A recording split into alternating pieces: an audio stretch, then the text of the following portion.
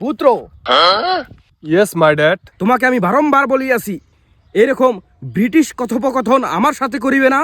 Oh dad, you know I am educated person, বুঝো না কেন? বুঝিয়াছি, তুমি কি কোনো মূল্যবান কাজে যাইতেছো?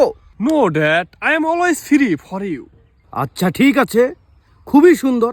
তাহলে আমার মুঠোফোনটা একবার দেখো তো, কেন কারো ফোন আসতেছে না? Dad, your mobile is very serious. দেখতেছি কিডনিটা অলমোস্ট ড্যামেজ, ঠিক আছে? কলজাটা এক সাইড অল্প ফোড়া আছে, ঠিক আছে? ফেফড়ার মধ্যে অল্প পানি জমা হয়েছে, ঠিক আছে?